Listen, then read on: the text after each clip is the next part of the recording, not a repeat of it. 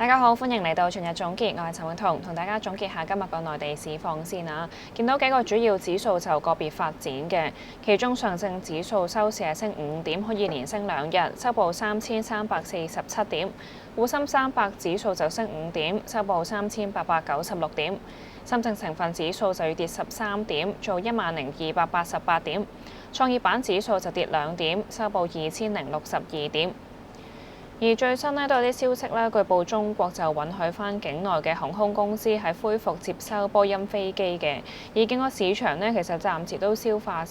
緊個中美達成暫時係削減關稅協議嘅消息啦，恆指都要終止8連升啊！今朝低開之後就跌幅好快擴大嘅，啲科技股都跌得比較多。而午後翻嚟其實恆指個變動都唔大嘅，就維持住304點度嘅跌幅啦。日內低位見過23,070點啊，都仍然守到條50天線嘅。收市就要跌441點，做23,108點。而國企指數就跌173點，做8,386點。而科指跌177點，做5,269點。今日大市成交就少翻啲，2,198億幾。而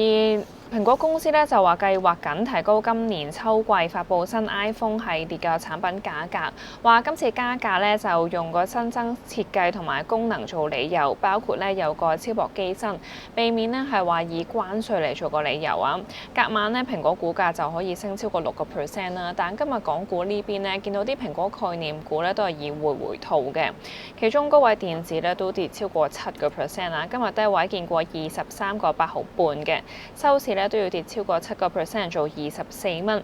而另外隻藍籌舜宇光學下晝其實見個股價都繼續沉底啦，都係今日表現最差嘅藍籌嚟嘅。低位見過68個1毫半，都係低位附近收位，做68個3，都係跌超過7%。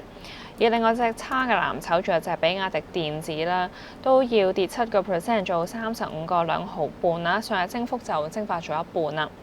而另外啲異動股方面就有隻優必選嘅，據報同華為係合作。今朝早段個股價炒上過嘅，高位見過103個9，都升到挨近2成。但始終個100蚊關口都係守唔住啊，之後個升幅都要大為收窄嘅。消息面上就據報華為同埋優必選喺深圳簽咗個全面合作協議，宣布係將會圍繞具身智能同埋人形機械人係展開深度合作，聚焦做技術研發、場景應用同埋產業體系創新，嚟推動人形機器人從呢個實驗室係走向工業製造等嘅真實場景啊。而今日優必選收市個升幅就得返半成，即係做92個1毫半。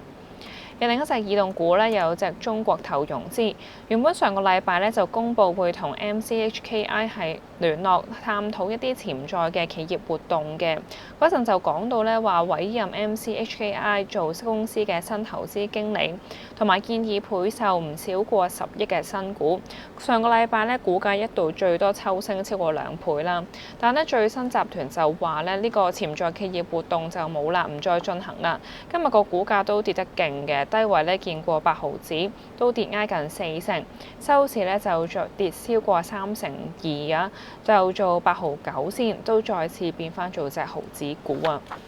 而另外都跟進下就日清食品中午公布咗季績嘅，截至3月底第一季股東溢利就大約1億1000萬，按年要跌超過6%，而每股盈利就10.54仙，而股價方面可以逆市向上啊，升超過1%，收市做6個8毫7。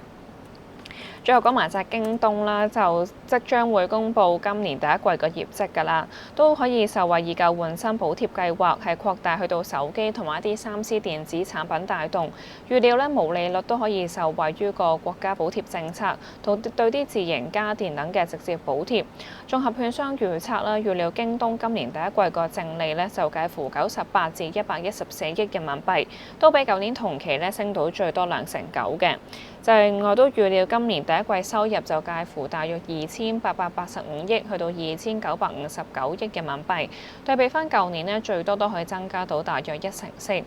但其實近期咧，京東就推呢個秒送係挑戰美團閃購啦，同埋阿里旗下淘寶個閃購功能。仲有市場上咧，餓了麼咧都以百億補貼係加入戰局，市場都關注住咧京東管理層對呢個相關業務行業個競爭睇法同埋策略指引，會唔會係因為投資外賣餐飲業務而下調咗集團今年全年個盈利指引呢？而其中咧，美銀證券就提到嘅京東咧喺美國個銷售比較細，相信關稅對京東嘅影響咧微不足道。但若果中國宏觀同消費者情緒係受損，或者京東承諾係從出口商採購2000億人民幣嘅庫存，業務展望咧就會有負面影響喺度。